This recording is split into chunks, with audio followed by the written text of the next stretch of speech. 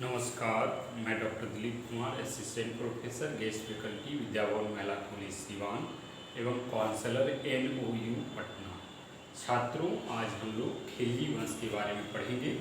पिछली कक्षा में गुलाम वंश के बारे में हम लोगों ने पढ़ा था और बलवन के बारे में देखा था कि किस प्रकार से बलवन का शासन अंत होता है। तो आइए उसके आगे का इतिहास हम लोग खिलजी वंश के बारे में पढ़ते हैं। यह खिलजी वंश जो था वह 1290 ईस्वी से 1320 ईस्वी तक चलता है। अर्थात यह खिलजी वंश जो है महज 30 वर्षों तक शासनकाल चलता है इसमें, और 3 इसमें सुल्तान होते हैं अथवा शासक होते हैं, जिसमें सबसे महत्वपूर्ण जो शासक था वो अलाउद्दीन खिलजी था। तो आइए हम लोग जानते हैं कि किस प्रकार से इनका शासन रहा।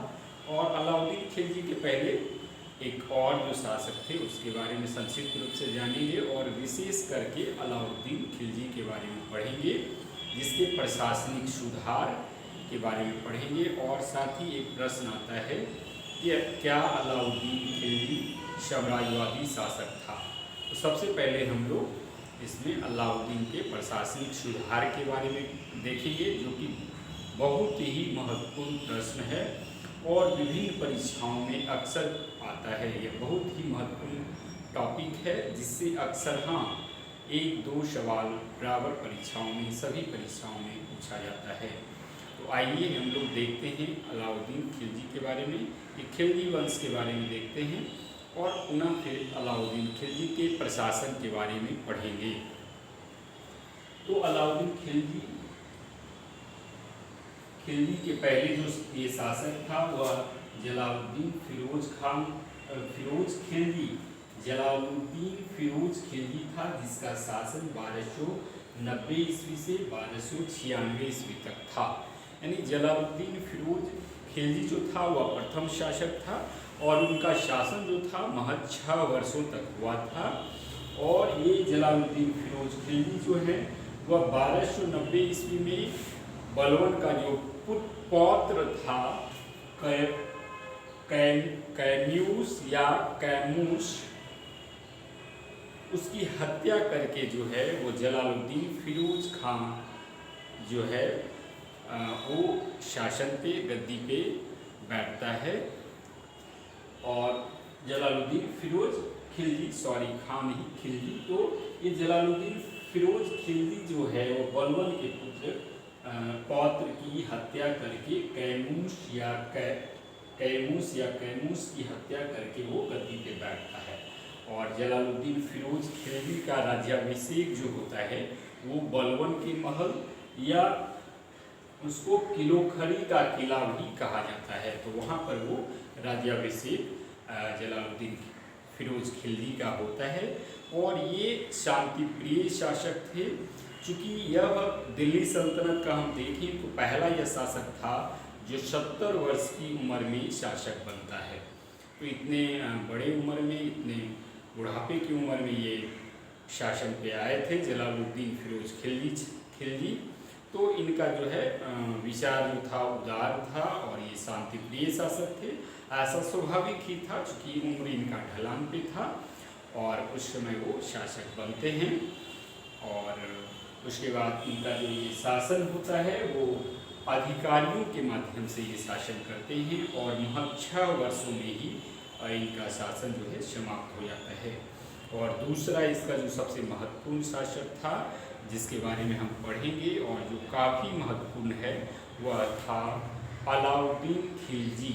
तो आइए हम लोग अलाउद्दीन खिलजी के बारे में जानते हैं। अलाउद्दीन खिलजी 1296 ईस्वी से 1306 ईस्वी तक इसका शासनकाल था अलाउद्दीन फिरोज खिलजी का। और यह जो अलाउद्दीन खिलजी था वह जलालुद्दीन फिरोज खिलजी जो थे उनके भतीजे भी थे और दामाद भी थे। ये दोनों थे, भतीजा और दामाद दोनों थे। जैसा आप जानते हैं कि मुस्लिम में बहुत नज़दीक में भी शादियाँ होती है। तो ये जलालुद्दीन फिरोज खिलजी का दामाद और भतीजा दोनों था। और इनका जो मूल नाम था, अलाउद्दीन खिलजी का जो मूल नाम था वह अली गुरसास था। अली गुरसास इसका मूल नाम था ये अलाउद्दीन खिलजी का। और अब आइए देखते हैं कि किस प्रकार से ये अलाउद्दीन खिलजी जो है वो शासन पे बैठते हैं। तो जब जलालुद्दीन खिलजी जो थे उनके चाचा अथवा ससुर भी कहें, तो वो जब शासन उनका था उसी दौरान ये सेनापति के पद पर अलाउद्दीन खिलजी रहते हैं। और उनको दक्षिण भारत के अभियान पर भेजा जाता है, दक्षिण भारत के अभियान पर, और वो क्षेत्र था देवगिरी। तो देवगिरी में इनको भेजा जाता है अलाउद्दीन खिलजी को। और यह सन जो था 1296 ईस्वी का, 1296 ईस्वी में दक्षिण भारत के यादव वंश के विरुद्ध में इनको अभियान के लिए भेजा जाता है, जहाँ के शासक थे रामचंद्र देव। और उनके विरुद्ध अभियान में जाते हैं और उनको वो हराते हैं अलाउद्दीन खिलजी, और वहाँ से अपार धन प्राप्त करते हैं, एक बड़ा धन प्राप्त करते हैं। लेकिन वह धन को जो है वो जलालुद्दीन फिरोज खां से जलालुद्दीन फिरोज खिलजी से वो छुपा लेते हैं। और उसी दौरान जो होता है कि वो जो है कड़ाधाम या प्रतापगढ़ के पास जो है अपने 2 सैनिकों की मदद से अपने चाचा अथवा जो ससुर उनके होते हैं उनकी हत्या कर देते हैं। और ये जो 2 सैनिक थे वो सैनिक थे ये सैनिक थे जिनकी मदद से वो हत्या करते हैं। उनका नाम था मोहम्मद सलीम और इक्यारुद्दीन। तो ये दोनों की मदद से जो है वो जलालुद्दीन फिरोज खिलजी की हत्या कर देते हैं। और अलाउद्दीन खिलजी 1296 ईस्वी में पुनः गद्दी मतलब अपने स्वयं वो गद्दी पे बैठ जाते हैं। और उन्होंने जो अपनी राजधानी थी वो सिरसा को बनाई थी, सिरसा उसकी राजधानी थी। और जहाँ तक बात देखें उनके पिता की, तो अलाउद्दीन खिलजी के पिता का नाम शिहाबुद्दीन था, उनके पिताजी का नाम शिहाबुद्दीन था। और उनके पिताजी जो अलाउद्दीन खिलजी के पिता थे वह काफ़ी पूर्व में मर गए थे। जब अलाउद्दीन खिलजी एक छोटा सा ये एक बच्चा था, तभी उनके पिता की मृत्यु हो गई थी। और अलाउद्दीन खिलजी का लालन पालन जो होता है वो उनके चाचा ही करते हैं, जलालुद्दीन फिरोज खिलजी करते हैं उनका लालन पालन। लेकिन हम देखते हैं कि किस प्रकार से वो धोखे से जो है उनकी हत्या कर जलालुद्दीन फिरोज खिलजी की हत्या करके वो गद्दी पे बैठ जाते हैं, शासन पे बैठ जाते हैं। अब आइए इनके हम सबसे पहले प्रशासनिक सुधार के बारे में देखेंगे। तो जैसा हम देख रहे हैं कि ये जलालुद्दीन फिरोज खिलजी की ये हत्या करते हैं, हत्या करके शासन पे आते हैं। तो इसमें कोई संदेह नहीं है कि इनके कई विरोधी भी होंगे, आमीर लोग या दरबारी लोग विरोधी होंगे। तो इन विरोधियों को दबाने के लिए ये प्रशासन में जो है राजत्व का सिद्धांत लाते हैं, निरंकुशता की नीति को अपनाते हैं, जैसा कि हम बलवन के काल में भी देखे थे। तो इन्होंने जो प्रशासनिक के अंतर्गत जो है इन्होंने इस्लाम के सिद्धांत के अनुसार से हम देखते हैं कि ये इस्लाम के सिद्धांत के अनुसार से ये शासन नहीं करते हैं। और ये दिल्ली सल्तनत का ऐसा पहला सुल्तान थे। और पुनः हम देखें तो ये जो है खलीफा से भी अनुमति नहीं लेते हैं, और बिना खलीफा की अनुमति लिए और ये सुल्तान का पद धारण करते हैं। पुनः ये कहते हैं कि किसी भी खलीफा से पद की स्वीकृति लेना जरूरी नहीं है, मैं सुल्तान हूँ, मुझे पता है। तो इस प्रकार से ये हम देखते हैं कि ये खलीफा का भी अवहेलना करते हैं और इस्लाम के सिद्धांतों के विरुद्ध ये शासन करना शुरू करते हैं। इनके अनुसार से जो है धर्म एक अलग जगह पर है और राजनीति जो है वो अलग जगह पर है। इन्होंने धर्म और राजनीति को दोनों को 2 भागों में बांट कर वो शासन करना प्रारंभ करते हैं, दोनों को अलग रखते हैं, धर्म और राजनीति को। और ये देखें तो ये निरंकुशता की नीति बलवन की तरह जो है ये अपनाते हैं।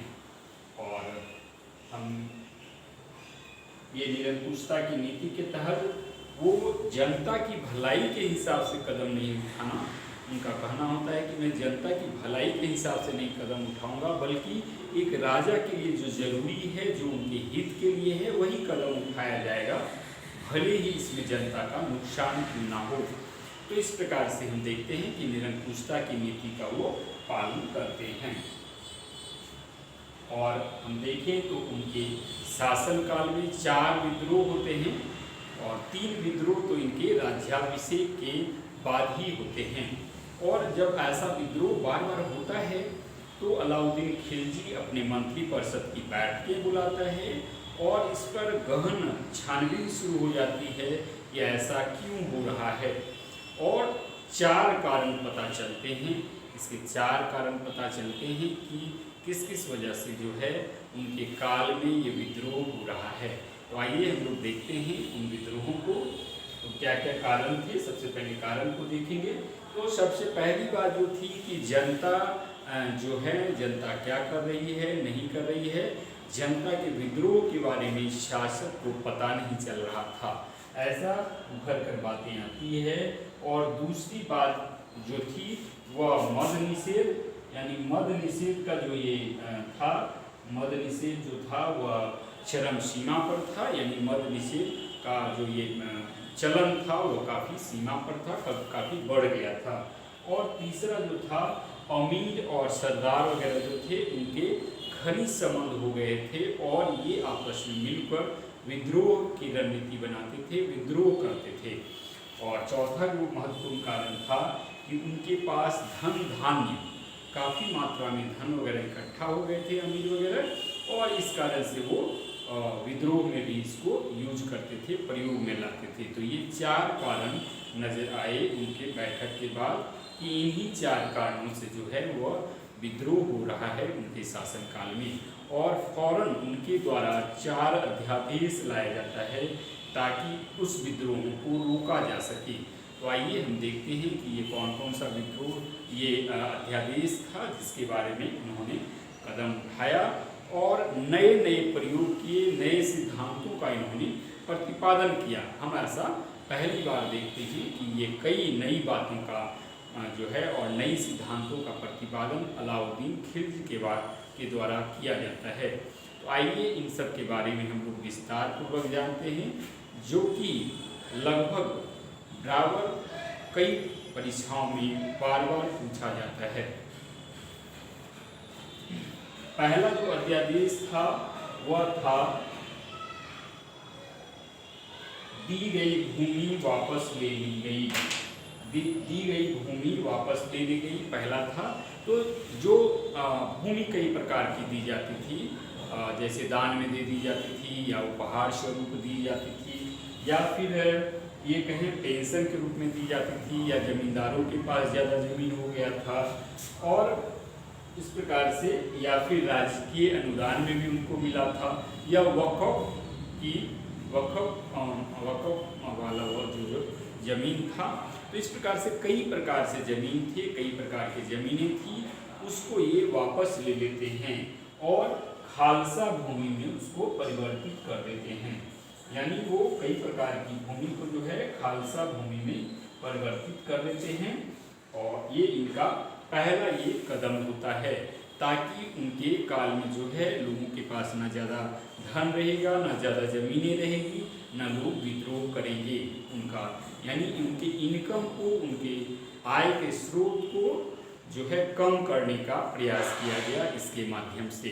अब दूसरा हम देखें तो दूसरा जो इनका महत्वपूर्ण कार्य था वह था गुप्तचर विभाग का। गुप्तचर विभाग, इन्होंने एक गुप्तचर विभाग की भी स्थापना की, चूँकि एक अच्छे गुप्तचर विभाग के माध्यम से ये अलाउद्दीन खिलजी पता कर सकते थे कि उनके राज्य में जो है कहाँ पर क्या कुछ हो रहा है। तो इस गुप्तचर, एक अच्छे गुप्तचर विभाग का गठन कर उन्होंने सर्वत्र जो है अपने शासन साम्राज्य में जो है कई जगह अपने अधिकारियों को तैनात कर दिया, ताकि उनके काल में जो है विद्रोह होने वाला हो तो उसका पूर्व ही पता लगाया जा सके और उन पर काबू पाया जा सके। तो इस प्रकार से हम देखते हैं कि एक अच्छा गुप्तचर व्यवस्था भी उन्होंने का गुप्तचर विभाग का गठन किया। और इसके बाद हम तीसरा देखें तो तीसरा इन्होंने मद निषेध, मद को पूरे प्रदेश में निषेध कर दिया। शराब, भांग, जुआ इत्यादि जो है उस समय का प्रचलन जो था वो काफ़ी जोरों पर चल गया था। और इन सारे प्रचलन जो शराब थे, जुआ थे, भांग थे इत्यादि जो व्यभिचार के जो खराब चीज़ थे, इन सारी चीज़ों पर पूर्ण प्रतिबंध लगा दिया गया। और चूँकि होता क्या था कि मद निषेध, जो शराब का सेवन था, भांग था और जुआ वगैरह की महफिल जमा करती थी। और सरदार जो है वो अमीर जो है वो अपने एक लोगों के साथ, अमीरों के साथ विभिन्न ये महफिलें अपनी जमाया करते थे। और वहीं पर से जो है एक योजना बनती थी सुल्तान के विरुद्ध में। तो सुल्तान के विद्रोह को रोकने के लिए इन्होंने जो है क्या किया, मद निषेध कर दिया अपने संपूर्ण साम्राज्य में। और इस पर पूरी तरह से प्रतिबंध लगा दिया ताकि न महफिलें जमेगी, न सुल्तान के विरुद्ध कोई विद्रोह हो सकेगा। तो ये दूसरा इनका महत्वपूर्ण कार्य था अलाउद्दीन खिलजी का, वह था मद निषेध। अब आइए तीसरा जो देखते हैं तो तीसरा महत्वपूर्ण कार्य जो था वह था आमीरों, सरदारों की दावतों एवं विवाहों पर प्रतिबंध। तो अमीरों, सरदारों एवं दावतों पर, अमीर और सरदारों की दावतों एवं विवाहों पर प्रतिबंध लगा दिया गया। ऐसा होता था कि अमीर जो थे या सरदार जो थे, जो उच्च वर्ग के लोग थे, वह कई दावतें बुलाया करते थे जिसमें कई अमीर सरदार वगैरह एक साथ इकट्ठा होते थे और उनकी योजना बनती थी सुल्तान के विरुद्ध। तो उन्होंने क्या किया, अलाउद्दीन खिलजी ने एक बड़ा कदम उठाया, दावतों पर प्रतिबंध लगा दिया, दावतों के आयोजन पर। और दूसरा काम जो किया कि अमीर एक दूसरे से, जो अमीर थे, सरदार थे, वो एक दूसरे से विवाह करते थे और विवाहों पर एक बड़ा आयोजन होता था, एक महफिलें जमती थी और सरदार आते थे, अमीर आते थे और इकट्ठा होते थे और कुछ योजना भी बनती थी। तो इस प्रकार से अमीर और सरदार जो थे, अमीर अथवा सरदार, उनके आपस में दावतें के आयोजन और विवाहों पर भी इन्होंने प्रतिबंध लगा दिया ताकि एक जगह ये लोग इकट्ठा ना हो और इस तरह का कोई योजना जो है सुल्तान के विरुद्ध ना बन सके। और अब आइए अगला जो देखते हैं तो इन्होंने इसके अलावा जो है हिंदुओं के विरुद्ध भी कठोर नीति का पालन किया। हिंदुओं को भी इन्होंने गरीब बनाने का कार्य किया और हिंदुओं के पास, जिनके पास जमीन वगैरह ज़्यादा थी या उस तरह के धनी थे, तो हिंदुओं के विरुद्ध भी ये कठोर नीति का पालन करते हैं और उनको गरीब बना देते हैं, उनकी भूमि छीन ली जाती है ताकि हिंदू भी उनके विरुद्ध विद्रोह नहीं कर सके। और इसके अलावा हम पुनः देखें तो अलाउद्दीन खिलजी जो है, इसके अलावा उन्होंने राजस्व एवं कर व्यवस्था में भी उन्होंने बदलाव किया। चूँकि उनको काफ़ी ज़्यादा धन की आवश्यकता थी, चूँकि मंगोलों से भी उन्हें अपने ये की सीमा की सुरक्षा करनी थी और इसके अलावा एक सुव्यवस्थित शासन व्यवस्था को लाने के लिए उनको काफ़ी धन की आवश्यकता थी। तो इस प्रकार से दोनों कार्य, मंगोलों से अपनी सीमा को बचाव और अपने शासन को सुव्यवस्थित रूप से चलाने के लिए उन्हें काफ़ी धन की आवश्यकता थी। और इसी के लिए हम देखते हैं इसके लिए उन्होंने राजस्व एवं कर व्यवस्था में कई सुधार या बदलाव किए। तो आइए हम देखते हैं कि इन्होंने राजस्व एवं जो है कर व्यवस्था उसमें क्या सुधार लाए। तो इनका जो महत्वपूर्ण सुधार था वह था, इन्होंने दो नए कर लगाए और पहला जो कर था वह घरी या घर से घरी बना है, घरी कर या मकान कर लिया जाता था उसमें। और दूसरा जो महत्वपूर्ण कर जो था वह चराई कर जो था वह दुधारू पशुओं पर लगाया गया था। तो हम पहली बार देखते हैं कि इस प्रकार के जो है नए कर इस बार लगाए जाते हैं।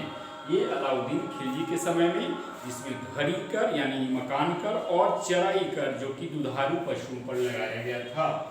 और इसके बाद हम देखें तो पुनः जो है एक अच्छी सुव्यवस्थित शासन देने के लिए या साम्राज्य विस्तार के लिए सेना की आवश्यकता होती है, तो इन्होंने सेना का भी गठन किया। और इसके पूर्व में हम देखें तो अस्थायी सेना नहीं हुआ करती थी, सेना की जब जरूरत होती थी तो गठन होता था और भंग भी कर दी जाती थी उनको भूमि वगैरह देके। तो इनके समय में हम देखें तो दिल्ली सल्तनत का पहला ये सुल्तान था जिसके समय में एक अस्थायी विशाल सेना का गठन जो है किया जाता है और सैनिकों को अस्थायी जो है सैनिक की स्थापना की जाती है, यानी अस्थायी सैनिकों की बहाली की जाती है। और इसके बाद हम पुनः देखें दूसरी बातें, अस्थायी सेना के नियुक्ति के बाद दूसरा इनका जो महत्वपूर्ण कार्य था कि उनको हम देखते हैं कि दिल्ली सल्तनत में पहला यह शासक था जो पहली बार कैश के रूप में, रुपये के रूप में नगद वेतन देने की प्रथा शुरू की। अर्थात ये सैनिकों को नगद वेतन देने की प्रथा जो है प्रारंभ करते हैं, यह ऐसा सुल्तान जो है अलाउद्दीन खिलजी था। यह भी काफ़ी महत्वपूर्ण प्रश्न है और विभिन्न परीक्षाओं में पूछा जाता है। तो इस प्रकार से नगद वेतन भी हम देखते हैं इन्होंने शुरुआत की। और उसके बाद पुनः देखें तो सैनिकों का हुलिया लिखने का, चेहरा मोहरा क्या कदकाठी है इत्यादि लिखने का ये प्रचलन प्रारंभ हुआ।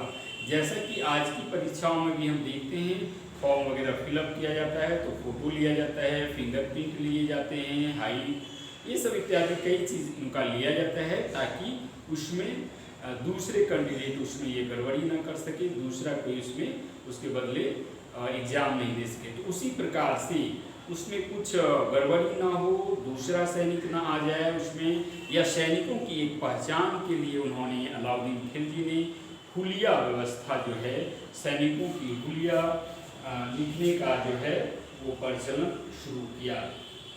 और पुनः इसके बाद हम देखें तो उनका एक और महत्वपूर्ण कार्य जो था चौथा, वह था घोड़ों को दागने की प्रथा। यानी घोड़ों को दागा जाता था, चिन्ह दिया जाता था ताकि जो है घोड़ों की संख्या और उनके नस्ल, उच्च नस्ल का पता लगाया जा सके। तो अच्छे नस्ल के घोड़ों और ये पर वो ये छटाई वगैरह करके घोड़ों को दागा जाता था ताकि उनका जो है संख्या और नस्ल जो है उसका पता चल सके।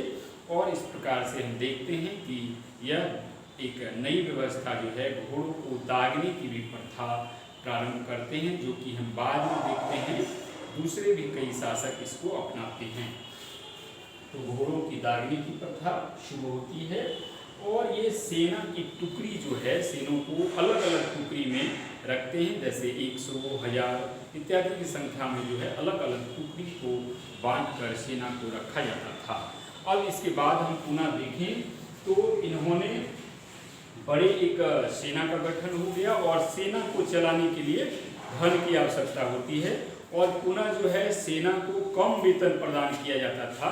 इसलिए सेना को यह स्वाभाविक था, जैसे ही एक अस्थायी सेना का गठन होता है और नगद वेतन देने की बातें चलती है तो सैनिकों में एक कानाफूसी शुरू हो जाती है कि इतना कम वेतन में कैसे काम चलेगा और तरह तरह की बातें चर्चा में होने लगती है। तो सुल्तान अलाउद्दीन खिलजी को यह समझ में आता है कि यदि उनको कम दामों पर जो है अनाज मुहैया कराया जाए, वस्तु को ये उपलब्ध करवाया जाए तो कम वेतन से भी काम चल सकता है। इस संदर्भ में बर्नी लिखते हैं कि जितनी बड़ी सेना का गठन किया गया था अलाउद्दीन खिलजी के समय में, यदि वेतन कम नहीं दिया जाता तो 5-6 वर्षों में ही जो है उनका खजाना खाली हो जाता। और इसीलिए जो है एक जो है वितरण प्रणाली की व्यवस्था जो है वो लाते हैं। इस प्रकार जो है बर्नी वो लिखते हैं कि यही वजह है कि एक सार्वजनिक वितरण प्रणाली की व्यवस्था जो है अलाउद्दीन खिलजी लाते हैं ताकि कम दामों पर वस्तु जो है सैनिकों को उपलब्ध करवाया जाए। तो इस प्रकार से जो है बाजार नियंत्रण व्यवस्था लाया जाता है और धीरे धीरे हम देखें पूर्व में जो है ये जो है बाजार नियंत्रण पद्धति जो लाया जाता है वो सैनिकों के पॉइंट व्यू से, लेकिन बाद में देखते हैं धीरे धीरे ये पूरे आम लोगों को भी इसका फायदा मिलता है। तो आइए हम देखें बाजार नियंत्रण प्रणाली जो थी इसके तहत क्या कुछ किया जाता है। पहला तो था इसका कि जो है सैनिक का वेतन कम था और उनको उपलब्ध हो जाए वस्तु कम दामों पर, और उनके शासनकाल में ऐसा हुआ 20 वर्ष के शासनकाल में ना मतलब किसी भी वस्तुओं की कीमत जो है नहीं बढ़ी। तो इस प्रकार से एक कड़ी व्यवस्था, बाजार नियंत्रण व्यवस्था की प्रणाली की व्यवस्था इन्होंने अलाउद्दीन खिलजी ने लाई थी। और पुनः जो देखें तो वह इनका कालाबाजारी रोकना भी इनका प्रमुख उद्देश्य था, और एक्सपोर्ट और इंपोर्ट भी थे उसको भी नियंत्रित किया जाता था, आयात और निर्यात को, ताकि वस्तुओं का मूल्य जो है लिमिट में रहे, नियंत्रण में रहे, ना ज़्यादा बढ़े ना ज़्यादा घटे और एक स्टेबल रहे। तो इस प्रकार से वो उन्होंने ये चीज़ को किया था। और उन्होंने मूल्य नियंत्रण प्रणाली को हम देखें तो दृढ़तापूर्वक को उन्होंने पालन किया। यही वजह है कि 20 वर्ष के शासनकाल में वस्तुओं का मूल्य नहीं बढ़ा उनके शासनकाल में।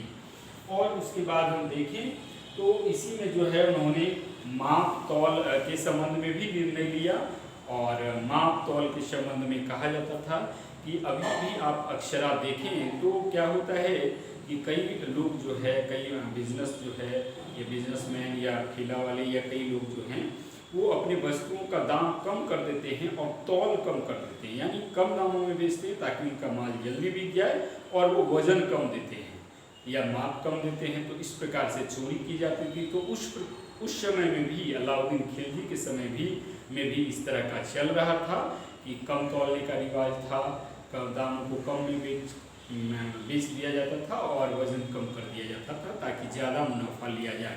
तो इस प्रकार की जो गतिविधि चल रही थी बेईमानी का, उस पर अलाउद्दीन खिलजी पूर्ण लगाम लगाते हैं, और उनके द्वारा जो नीति लाई गई जैसे को तैसा का सिद्धांत, अर्थात जो दुकानदार या जो व्यवसायी जो है कम वजन देते थे, कहा जाता है कि उतने ही वजन का उनके शरीर से मांस काट लिया जाता था। तो इस प्रकार से कठोर नीति का पालन जो है ये अलाउद्दीन खिलजी के द्वारा किया जाता है, कालाबाजारी को रोकने के लिए, माप तौल को सुदृढ़ करने के लिए। और इसके लिए उन्होंने मलिक काफूर को उन्होंने बाजार का अधीक्षक नियुक्त किया था। मलिक काफूर ये इनके सेनापति थे। इसके बारे में हम लोग साम्राज्य विस्तार वाले चैप्टर में विस्तार पूर्वक से जानेंगे। तो उन्होंने मलिक काफूर को जो है वो बाजार का अधीक्षक नियुक्त किया था। और इसके अलावा हम देखें तो ये विभिन्न वस्तुओं का अलग अलग बाजार भी जो है स्थापित करते हैं। पहला जो इनका बाजार था वो मंडी या गल्ला बाजार था, जहाँ पर अनाज वगैरह जो है वो बिकती थी। और दूसरा जो था वह शराय अदल था। शराय अदल में मेवा, घी, कपड़ा, चीनी इत्यादि बेचा जाता था। और तीसरा जो मंडी था वह छोटी छोटी दैनिक उपयोग की वस्तुओं का बाजार था। और चौथा जो बाजार था वह पशुओं, घोड़ों और दासों का बाजार था। तो इस प्रकार से हम देखें तो अलाउद्दीन खिलजी विभिन्न वस्तुओं के अलग अलग बाजार जो है बसाए थे, ताकि लोगों को जिस प्रकार की वस्तु लेना हो उसी बाजार में जाके वो उसकी खरीदारी सही मूल्य पर कर सके। और पुनः हम देखें तो इन्होंने एक भूमि सुधार भी की थी। अलाउद्दीन खिलजी दिल्ली सल्तनत में हम देखें तो पहला ऐसा शासक था जिन्होंने भूमि संबंधी सुधार की और भूमि की पैमाइश के आधार पर, उनकी भूमि से आय के आधार पर उन्होंने लगाम दर जो है निर्धारित किया था। यह हम पहली बार ऐसा देखते हैं दिल्ली सल्तनत काल में। और उन्होंने जो मापन का एक यंत्र लाया था उसे विश्वमापक कहा जाता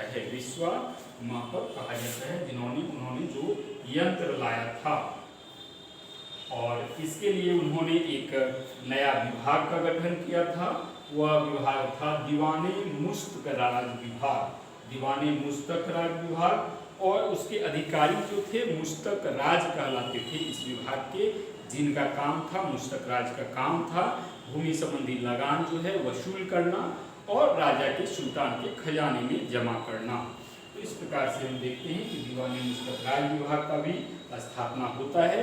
और यहाँ पर हम अलाउद्दीन खिलजी के समय में देखें तो पूर्व में कई कालों में जो है 1/3 जो है वो लगान लिया जाता था, लेकिन अलाउद्दीन खिलजी के समय में जो है लगान की दरें बढ़ाकर जो है 50% यानी 1/2 वो कर दी जाती है, यानी लगान की दर जो है बढ़ा दी जाती है ताकि ज़्यादा से ज़्यादा इनकम हो और साम्राज्य का विस्तार हो सके। तो इनके समय में 50% लगान की दरें तय की जाती है। और इसके अलावा हम देखें तो यह भारत का प्रथम मुस्लिम शासक थे जिन्होंने भू राजस्व का निर्धारण जो है वह भूमि की पैमाइश कर पहली बार करते हैं। तो इस प्रकार आज हमने खिलजी वंश के तहत देखा कि किस प्रकार से जलालुद्दीन खिलजी, फिरोज खिलजी पहला शासक होते हैं जिनका शासन 1290 से 96 और तत्पश्चात जो है उसकी हत्या करके अलाउद्दीन खिलजी 1296 ईस्वी में शासन में आता है और इनका शासन जो है 1316 ईस्वी में अर्थात 20 वर्षों तक चलता है। और इस प्रकार से हम देखते हैं कि इन्होंने किस प्रकार से प्रशासनिक क्षेत्र में किन किन नीतियों का पालन किया। उन्होंने इस्लाम सिद्धांत के अनुसार शासन नहीं किया, ऐसा यह पहला दिल्ली सल्तनत का शासक था। और पुनः उन्होंने निरंकुशता की नीति अपनाई और उनके समय में जो विभिन्न विद्रोह हो रहे थे उनको रोकने के लिए इन्होंने कई नीतियों के 4 अध्यादेश जारी किए और विभिन्न अध्यादेशों के बारे में हमने जाना।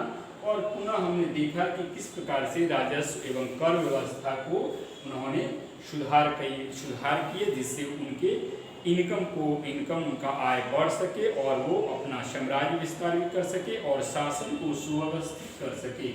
पुनः हम देखते हैं कि वो 2 नए कर भी लगाए थे, घरी एवं चराई, और पुनः सैनिक सुधार भी किया जाता है। सैनिक सुधार